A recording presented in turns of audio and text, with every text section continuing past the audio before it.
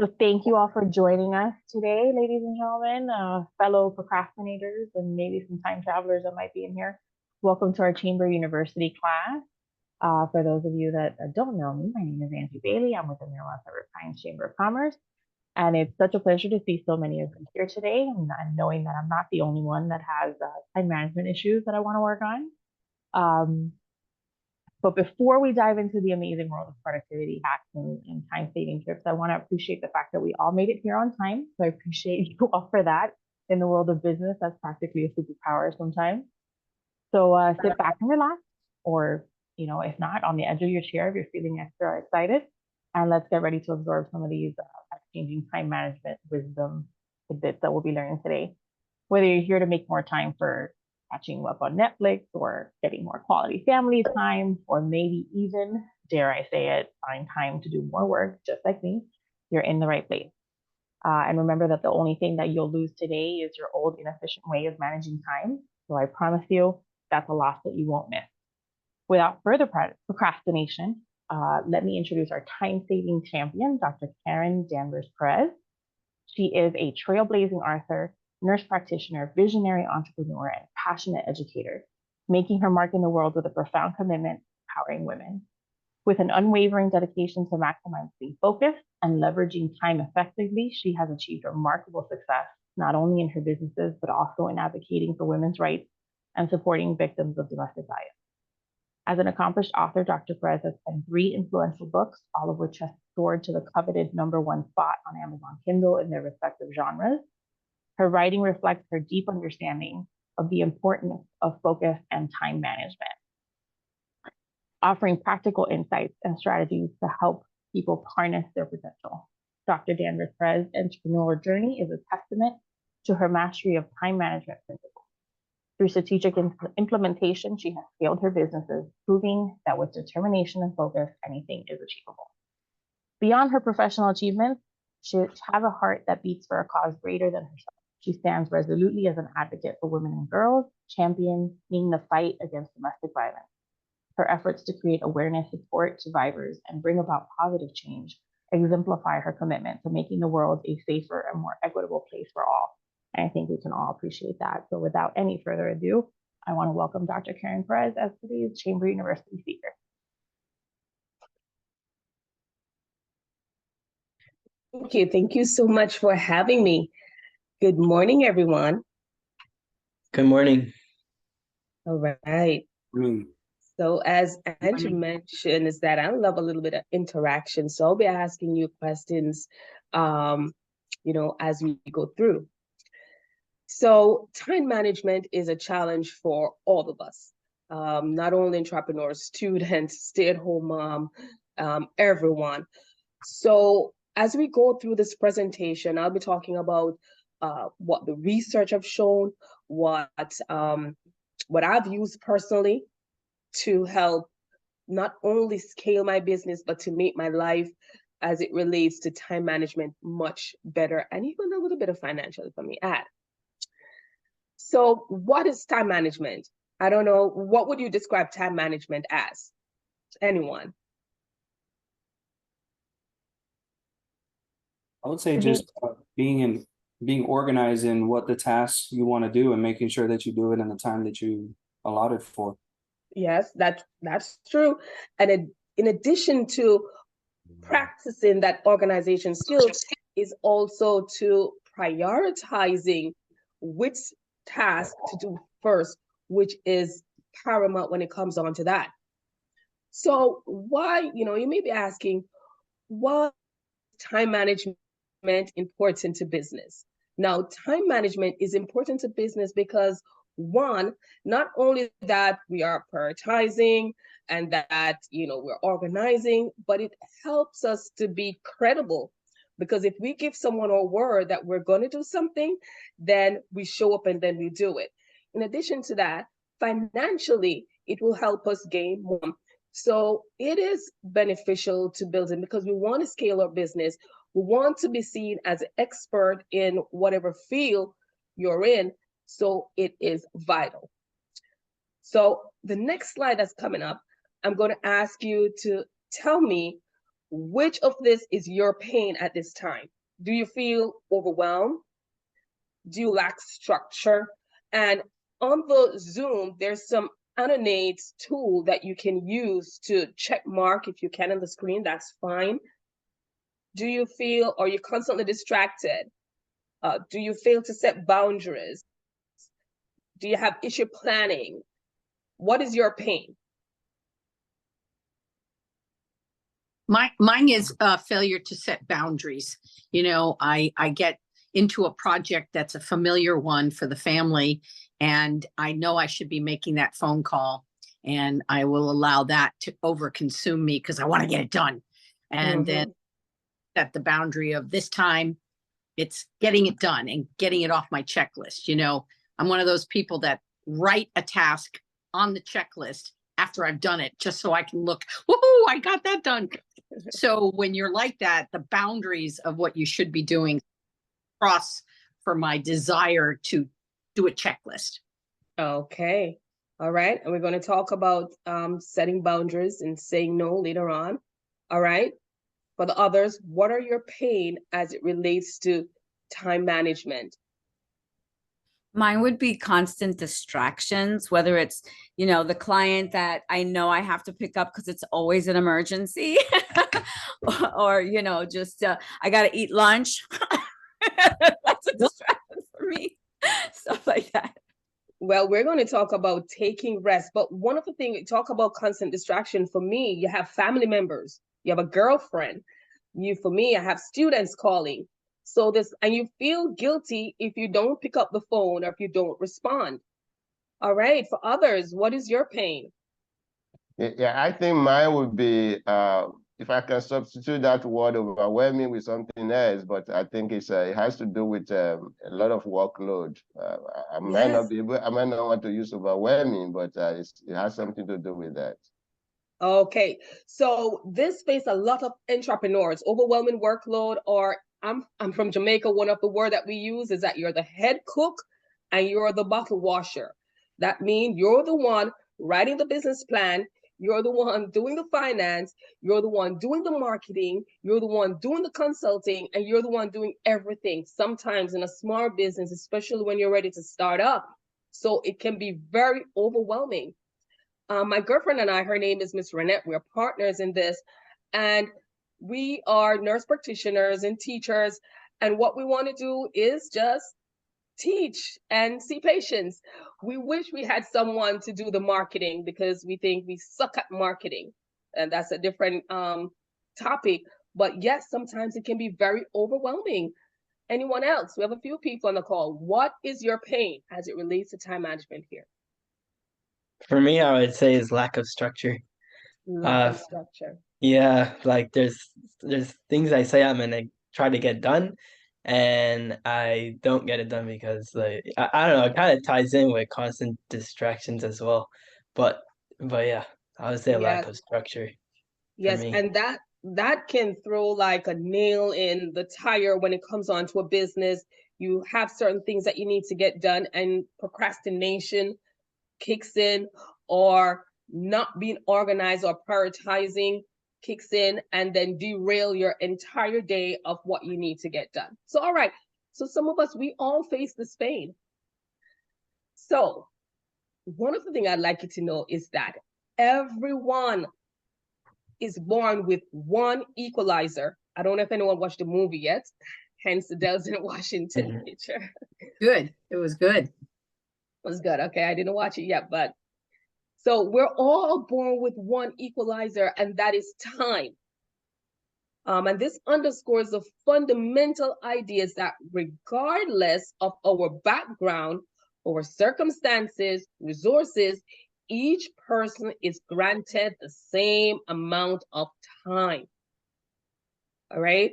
So here's a big difference, is how we use that time makes a difference.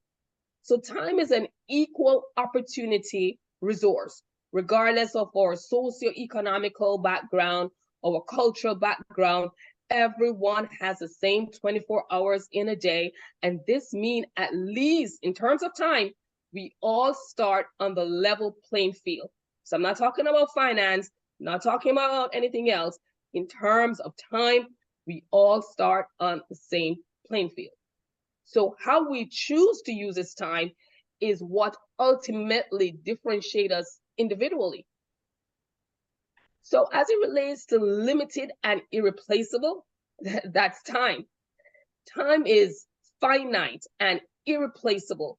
So once 1 minute, an hour, or days pass, it cannot be reclaimed. We can't go back and say, let me get tomorrow. What we can do sometimes, and we try to do, is to pack everything in one day that we didn't do the next day, but it still remains that the time did pass. So this inherent limitation emphasizes the importance of making the most of the time we have today.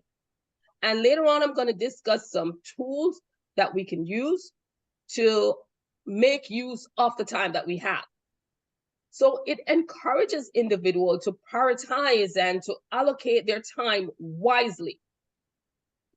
So recognizing that everyone has the same amount of time first, and that individual need to take control of this time. Do not allow others to utilize your time more than you. Depending on the field that you're in, you will have someone calling you, listen, do you want to go out for a drink? Or can you help me with this project? Or can you do that? And you're stretching yourself here, there, and everywhere, but not accomplishing the goal that you set for that particular day. So remember that it's your responsibility to dictate how you utilize your time for the day. Quality in decision making. So in the decision-making process, the concept of equal time reminds us that we all face choices about how we allocate our time. So whether it's deciding between work, leisure, family, personal pursuit, or any kind of long-term or short-term goals, individuals are faced with this decision, and it requires them to prioritize. Now, as you begin to set priority, and I'll show you some tools that you can use to do that, it is going to seem unnatural to you. So before you do something, there's a couple of things you want to ask yourself. You want to ask yourself first, does this align with my overarching goal? Or is this something that I need now, or can it be delayed later?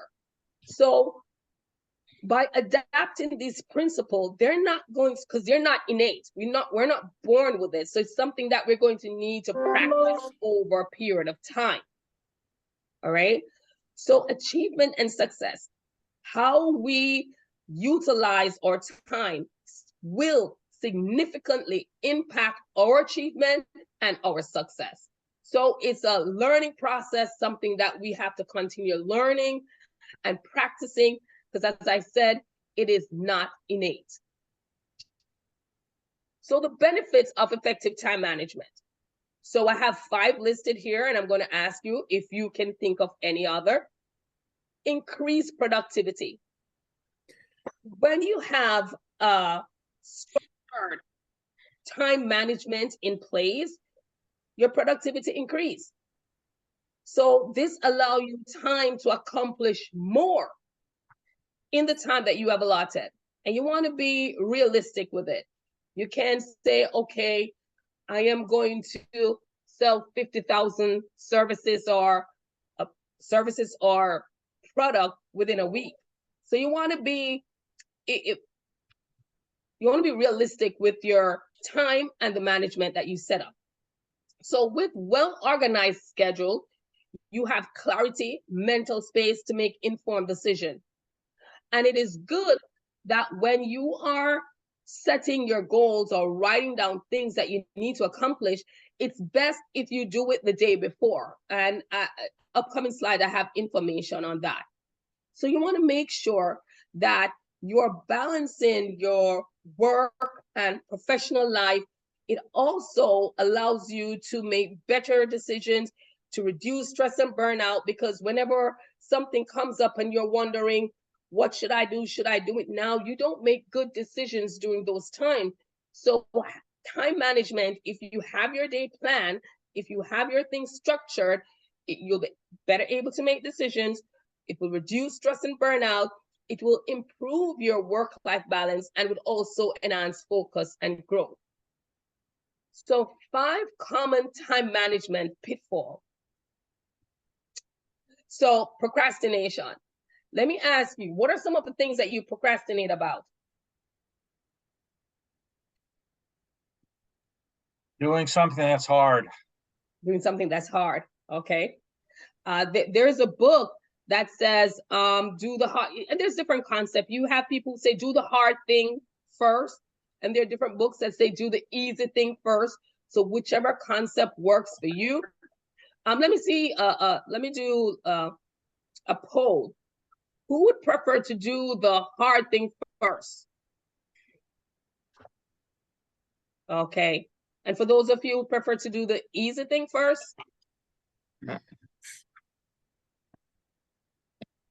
Okay. For me, I prefer to do the easy thing first. It kind of eases me into the groove and I kind of feel good when I accomplish it.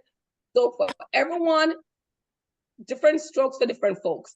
For me, I prefer to do the easy thing first, because when I do the easy thing and I see that I accomplish it, then I feel good about it, then I can go face that frog. So procrastination, this is putting off tasks.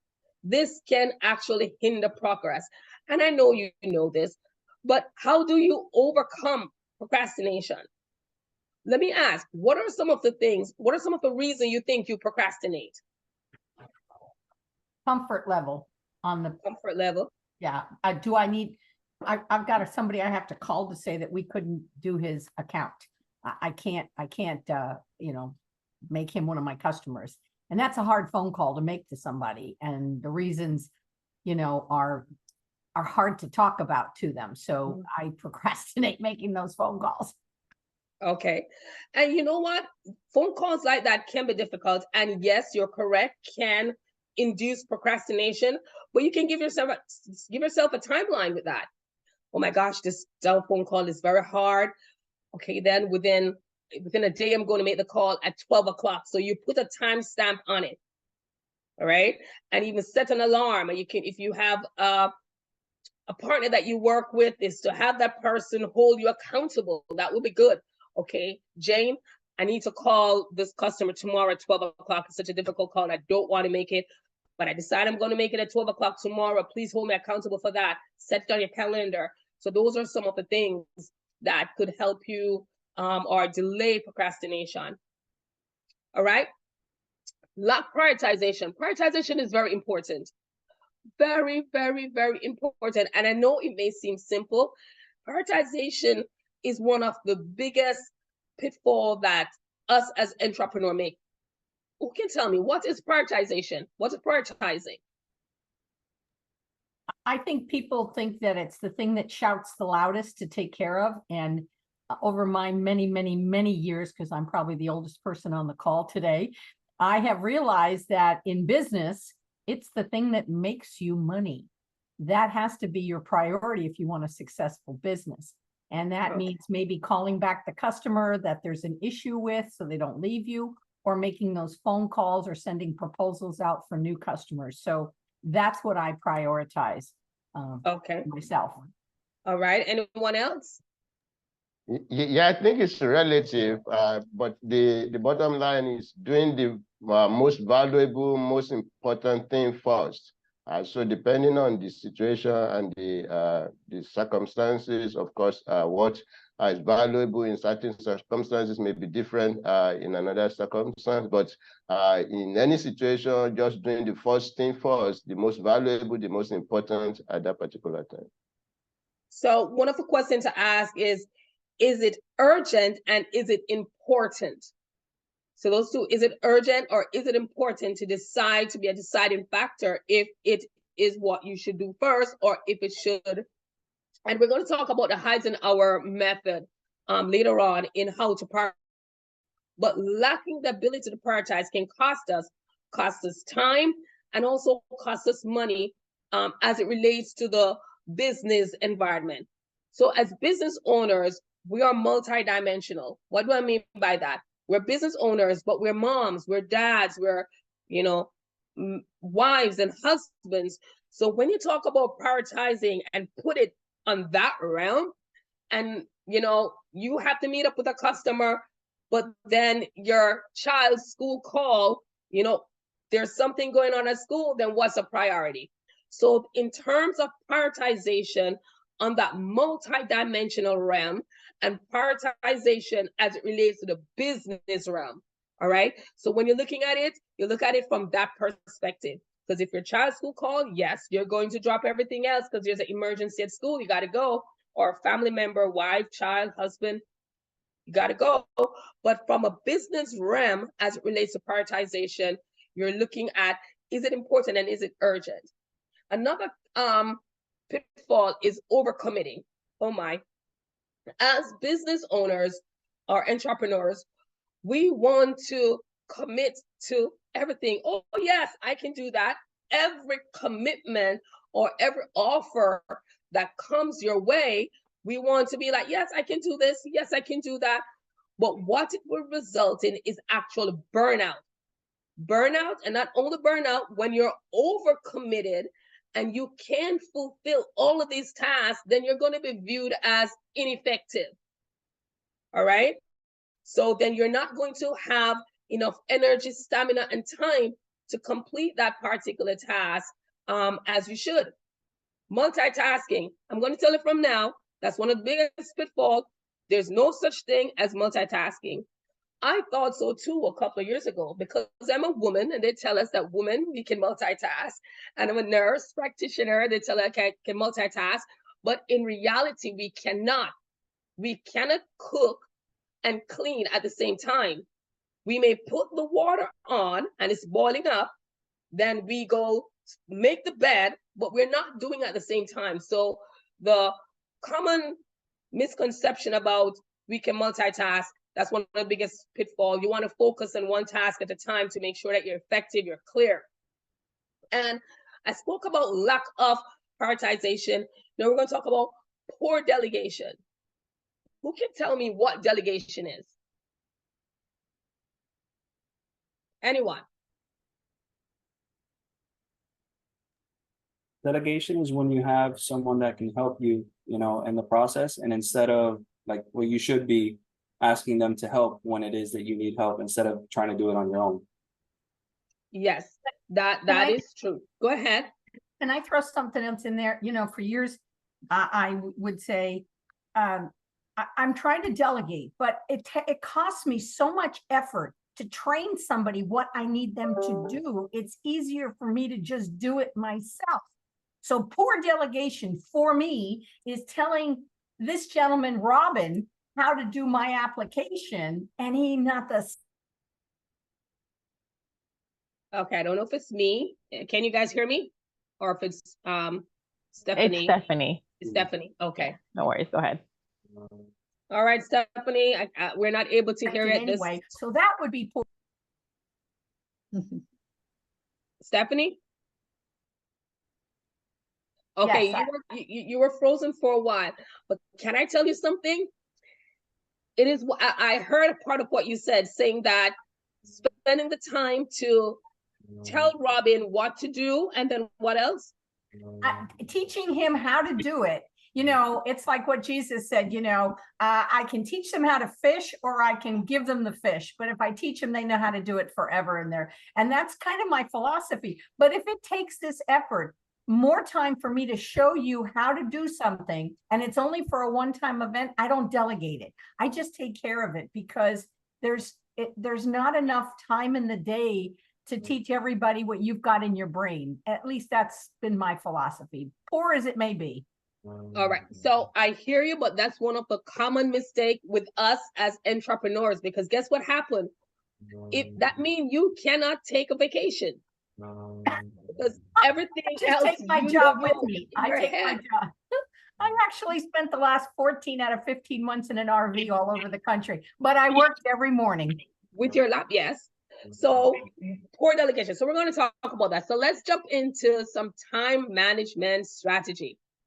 First strategy is setting goals, using the technique, and I'm sure you've heard of the concept SMART goals before, which stand for it must be specific, It must be measurable, it must be achievable, it must be relevant, and it must be time bound. So now, as it relates to being specific, so this means that your goal should be clear, well-defined, and specific. An example could be like increasing monthly sales revenue by 15% in the next quarter. No, that is specific. All right. So another thing, when we talk about measurable, you want to make sure that you have, if we say 15%, you must be able to measure it. It must be achievable. Like if your monthly sales is $5,000 a month, now that's true, it's $5,000. Your goal in a couple of years may be you want to make $20,000, but for next month to be achievable, you want to put something like 25% to 30% of what you're making now. So if you say it's $20,000 now, 25% of that is how much that you will add to your overall of what you're making now. So you want to be achievable, you want it to be relevant, and you want to have a time frame. A goal without a time frame is not a goal at all. And here's a concept that I've heard a lot of researchers and experts on the topic says, is that a goal without a plan is what? Anyone know? If you have a goal and you don't have a plan, what is it called? A dream? A wish. A dream. A dream. And what can we do with the dream? Nothing. So you want to make sure that you are specific with what your goal is. You want to make sure that you have measurable outcomes. It's achievable, it's relevant, and it's a time bound. Give yourself time. And you may say, well, what if I don't accomplish that goal within that time? Then that's why you reevaluate. Where did I go wrong? What do I need to change? And you modify the goal and start over again. All right. The second strategy, which we touch on a little bit, is the prioritizing, how to prioritize tasks. And we use a tool called the Eisenhower matrix. So this is also known as the Eisenhower box or the urgent important matrix. And this is a management tool that helps individuals to prioritize their tasks. This was designed by our President Eisenhower. So he was known for his ability to manage his time and responsibility. Now, if you look at this matrix, on the outer part, you have important, and not important. And on the top part, you have urgent and non-urgent. So look in the box. If you have important and urgent, it's important and urgent. Do it today. You need to do it now. But if it's important but not urgent, then you can do what? Schedule it another time. If it is not important and urgent, you can delegate it. If it's not important and not urgent, then you can stop doing it and eliminate what you're doing. So take a screenshot of this, and you can even Google it. And this can help you. Remember, time management is not innate. We're not born with it. It's something that we need to practice. So you can use techniques like this until it becomes second nature. All right? So using the Eisenhower matrix can be very helpful. So why is it important to set prioritizing? Why is prioritizing important? So it decreases. If you don't prioritize, you will not have quality work. You will miss opportunities. Employees will get frustrated. Financial consequences due to this. You will miss deadlines. You will reduce your productivity. You'll feel overwhelmed and also not make the correct decision. Now, between my partner and I, we have a small company. And I have two sons. One is 27 and one is 13. My 13-year-old is actually the tech savvy guy. And my 27-year-old is more the hands-on guy who do the hard work and the hard lifting. So my 13-year-old, he's 13, so he's kind of lazy. But there are tasks that I need to do. If I have PowerPoints that I need to, things that I need to translate from my Word document to a PowerPoint, I delegate that to my 13-year-old. It doesn't need a whole lot of explanation more than to copy my Word document to my PowerPoint. And that's kind of delegation. Other things too, I use Fiverr. I use Upwork. And during those platforms, sometimes what you're delegating, you have to even type it. It's not even recorded. So prioritizing what I need to delegate is a vital part of my success as an entrepreneur myself. So time management strategy, time blocking. I actually use this tool, and I'm going to show you the book, the name of it later on. I actually use this tool. So this is the day in the morning and night, and I will actually block what is it that I need to do the night before. The night before, I'll write down, okay, at 7 o'clock, I'm going to get up. And to be honest, sometime at 7 o'clock, I don't get up. And I know that about myself. So even if I say I'm going to get up 7 o'clock and I don't, I allot time 8, 9, when I'm going to clean my room, when I'm going to have my meetings. Most of my meeting is in the late morning, late afternoon, when I'm going to see students. And then I will actually write my priorities, my top priorities, and what I want to accomplish on my to-do list. So I'm going to ask you, what are some of the strategies that you use to set your day? Rose. I actually just use a calendar similar to what is on the left-hand side, and I block off things that I know that I have to do. Like I have times that I have to pick up my kids and drop off my kids. I don't usually have lunch because I'm just too busy, but I put in my meetings and I put in my times that I need to prospect. So I just block off my times of what needs to be done, and I try to honor the schedule. Yes. Yes. And I'm going to tell you, I heard you say you don't have lunch. We're going to have a different conversation about that, because self-care is one of the biggest things. And I know that sometimes we get so busy that we're not able to take care of ourselves. And so that's I'll write my day, circle the date, circle which date is, and put my priorities in what I want to accomplish, and then other things that I need to do. Time blocking, and you can do the research. Time blocking is showing to be effective.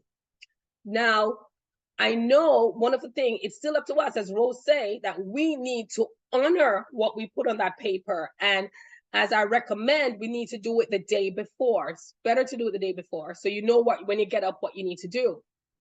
Now, while it's left to us to honor it, and sometimes we may not honor the things that we write down, please remember this, that what causes our downfall sometimes as business owner is not that we plan that we're going to fail, is that we actually fail to plan. And I'm sure you've heard that before. So make sure you have a plan. I do use this time block schedule. And I also have a calendar. If I show you my calendar on my desk, it's like it went to war and come back, because writing all over it, but it's good to have a plan. So delegate effectively. We did talk about this, that you need to delegate. It needs to be clear, clearly define what is it that they need to do, and make sure what is most important is selecting the right person to delegate it to.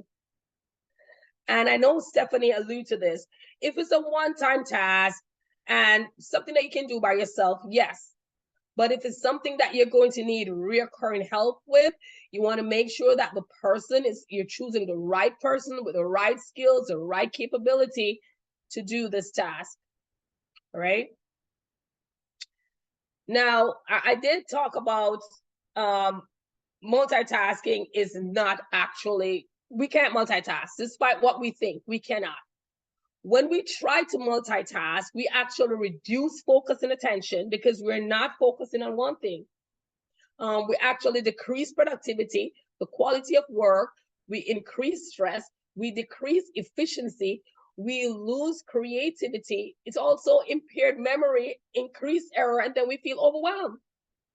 So set time so we can focus on one particular task by itself so that we can increase our focus, increase our productivity, increase our quality, decrease our stress, increase our efficiency, and also reclaim back our creativity. So if you deem yourself and have crowned yourself as a multitasker, dethrone it, because it is not based on research. It is not effective. And watch, track, and trend how your productivity increases by focusing on a task at a time, right? Learn to say no. One of the things is that, toddlers, they'll tell us no in a heartbeat. But as we get older, we're afraid of the word. Remember, there are ways to say no without being rude or disrespectful.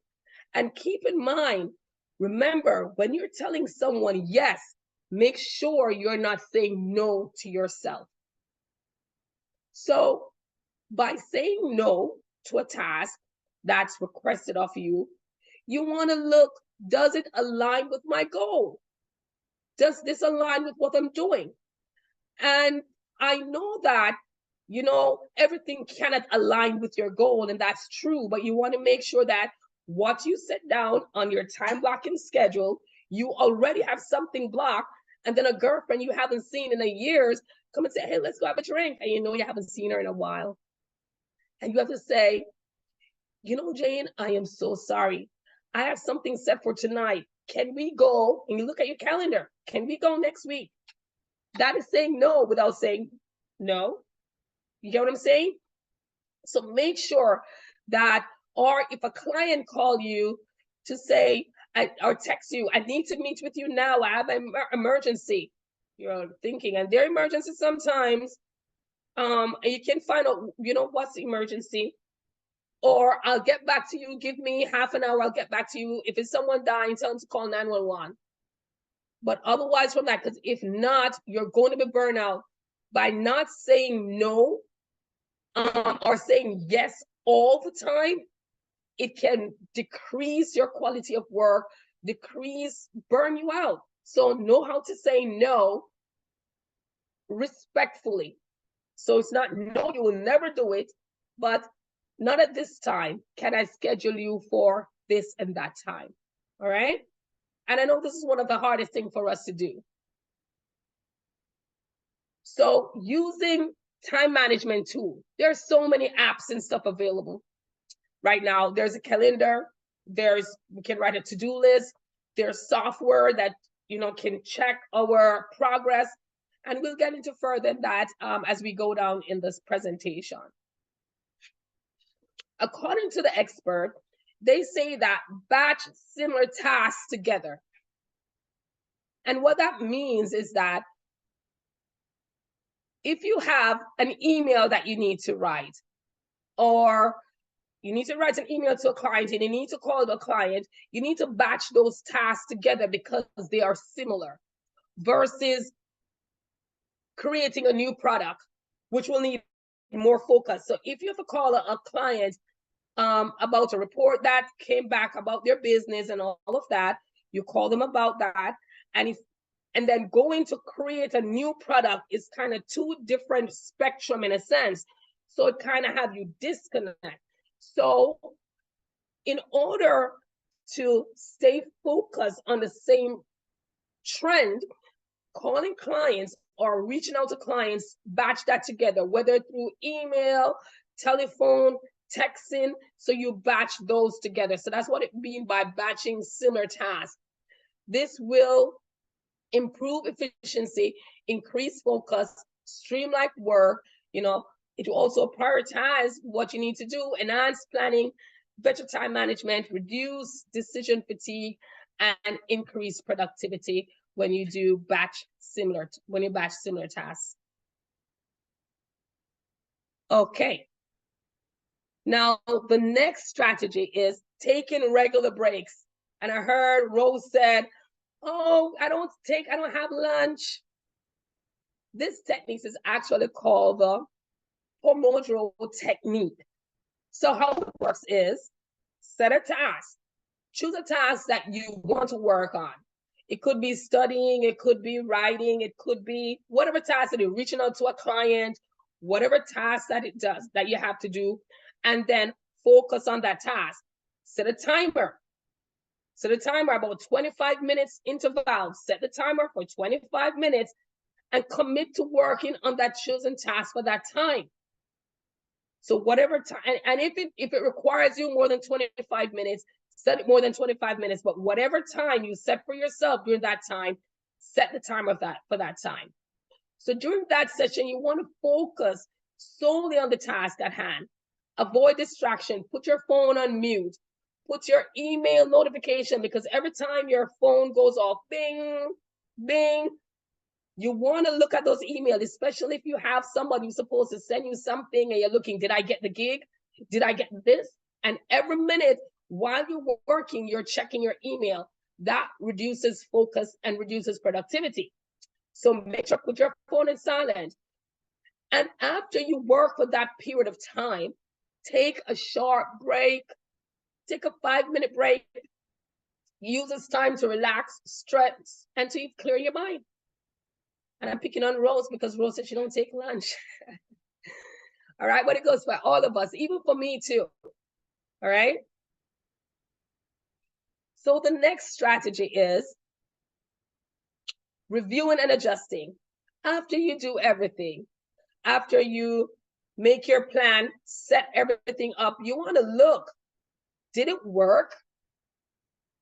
So by reviewing, or we call it evaluation, what this does, it improves efficiency and productivity, because if something didn't work the first time and you reevaluate and you're going to change something up, you're going to make sure that it aligns with your overall goal. You're going to adapt and change anything, keep what works, switch out what didn't work.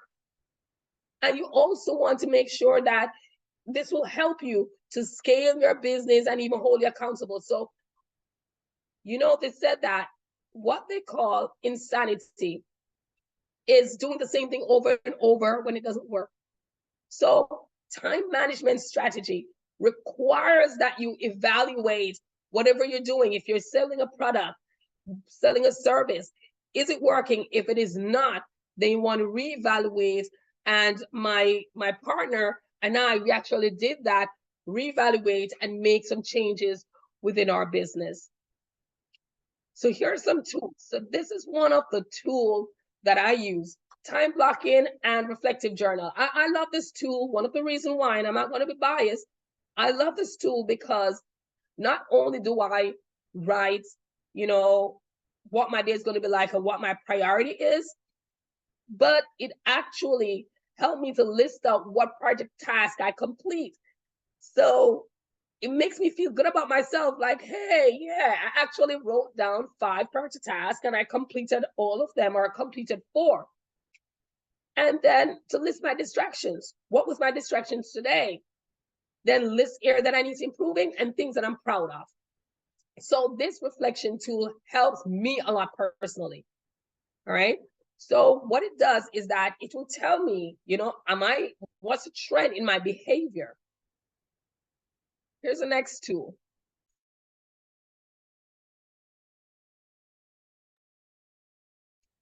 So this is a book that I wrote, 10 ways to optimize your time and charge your focus, mindset that makes time work for you. This book was written based on my experience, but based on a lot of research that I did. And I also read this book by Kevin Cruz, 15 Secrets for Successful People about time management. And one of the things, you watch enough TikTok, watch enough YouTube video to know that as an entrepreneur, you need to be reading. Oprah Winfrey can tell you how much books she read. Obama can tell you how many books he read. And these are successful people. who read. So you can read about how others did it, what they've learned, what their pitfalls are. So these are some of the tools that I use.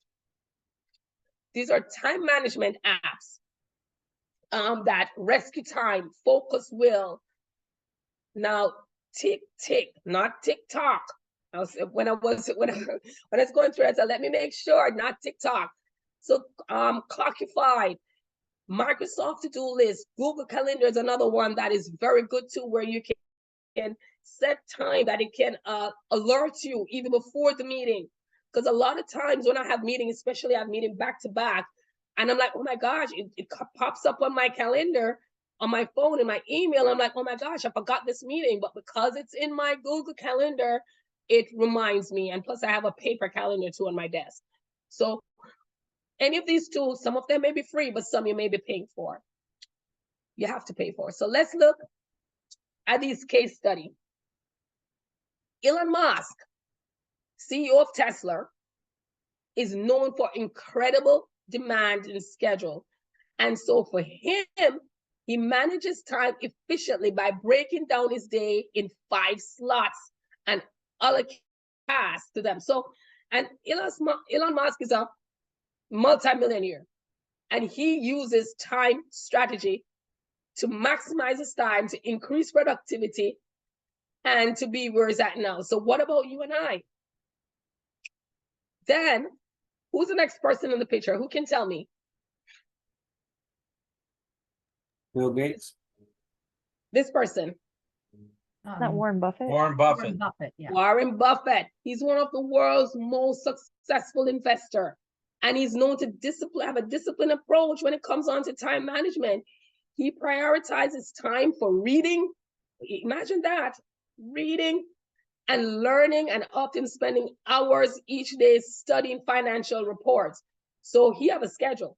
So if Elon Musk, Warren Buffett, Oprah Winfrey, Bill Gates can have a time slot schedule, they actually have somebody who control their time. What is it that they do? Set time. What say you and I? So in addition to Oprah Winfrey and Bill Gates, who's the next guy? Who can tell me who this is? The guy who owns Branson. Branson. It's called Richard Branson. Richard, yeah. Yes. So he attributes his success to effective time management and using a to-do list. Can you imagine that? He used a to-do list. And last but not definitely least, yours truly, Karen Perez. And I'm going to tell you a little bit about myself. Originally, I'm from Jamaica. I was homeless at one point. I was telling my girlfriend this story, and she's like, oh my gosh, I didn't know. I got a job in a different city, or we call it parish, and I didn't have an apartment, but I wanted a job. And so I stayed in motels for a couple of days, but then when my money ran out, I actually slept on the street. There was a restaurant that opened up 24 hours. So I stayed outside the restaurant, slept there. And then in the morning, I go use the restaurant bathroom, get ready for work. And then that's how my day went. Today, I'm not a millionaire yet. But through effective time management and strategy, I've moved from sleeping on the street to owning 3 different businesses and coming off the slave trade. And what I call slave trade, I mean on somebody else's clock and on my own clock. And I've done all of this through making strategic, continuous, consistent time management implementation to change my life. And that involves going to school and doing a lot of things. So in addition to that, I mentioned I have a 24-year-old son. He was programmed, and I literally mean programmed, from a very early age that he was going to go to college, and what our plans were as it relates to business a couple of years further. So I planned, and my son is 27 now, and I'm talking from he was 8 years old. I had this plan in mind, and my son is 27 now. And today we have between my son and I, the plan was for him to go to college. He didn't. He went for 2 semesters. So even though I planned that didn't work out. But my business is, we have currently 8 properties that we own, that we're renting. And in addition to that, we have a transportation business. We have an educational business services. So what I'm telling you about time management and planning, it's not just something that Elon Musk, Warren Buffett, I'm telling you from someone who was homeless to someone who have 8 properties and a couple of other businesses. In addition to that, I work with my dear friend at Sacred Heart, Renette Gabriel. And I'm going to talk about our services later on.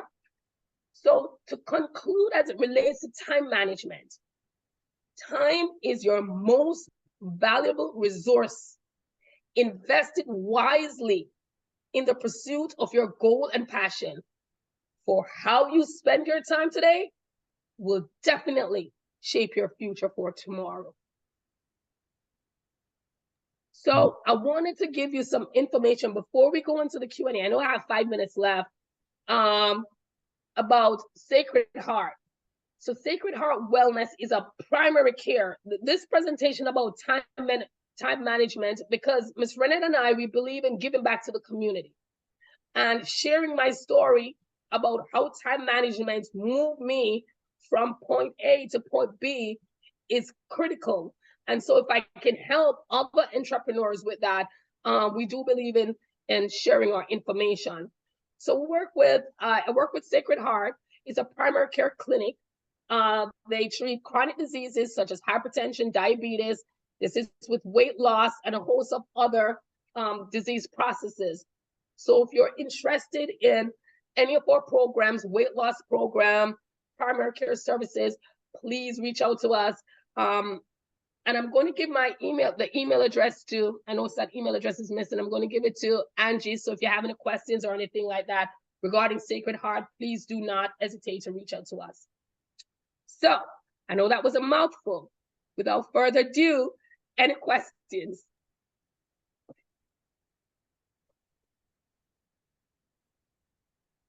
I don't have any questions, but that was very informative. Thank you, Dr. Perez. Thank you. Thank you so much. Yes, my question is on delegation. Most people find it difficult to delegate because we're afraid things will not be done perfectly as we want. So we're afraid we have not found the right person. And that's understandable because sometimes a single mistake in certain tasks can be too much. So what is your advice on getting over such kind of conflict, so to say? How do you navigate in such a situation so that at least you still be able to delegate and then you still have something done right as you would expect? Okay, so first I would love for you to identify that this issue is within you internally and it's not external of not having a competent person, because I struggle with the same thing too. So first, you have to realize that you need the help. So I often say this to my students. When I teach them something, I said, if you understand it, if they understand it, they should be able to explain that concept to a child in a different manner. And if the child is able to understand and execute it, that means the students, understood it themselves. So let's put that in context here. If you as a delegatee, first, identify the proper person. You have to be true to yourself. That's one thing with us entrepreneurs too, we're afraid of letting go people. That doesn't work for us. That's not beneficial to our organization. So finding the correct person with the competency is very important. So you need someone to do a computer task and they don't know computer. They don't know how to operate a computer. That person is not for you. But if they know the software like Excel, Words, PowerPoint, then they are teachable. So it is incumbent upon you to make sure that you spend the time to train them properly. Most of us have the idea in our heads and we know it. And it takes us weeks and months and even years to learn it ourselves, but we expect by telling them in a few steps that they're going to get it. So we need to set up training sessions, recording it, send it to the person so that they know, and have them demonstrate it to you. So you're going to need to spend time, especially if it's a task that the person is going to need to do over and over. Set up a training session. Even you yourself, what I did, I had this young guy working with me remotely. He was my assistant, and there are tasks that I need him to do. What I will do is there's a program called Screencast-O-Matic, or you can use Zoom too. I will go over an example of the task and I will record it and I will send it to him and I will discuss it with him over the phone. I'm saying if you have an issue, review the recording. All right. So that's one way. Thank you so much. You're welcome. Any other questions? Not so much a question, but a comment. Lisa Perez here, one of the board members.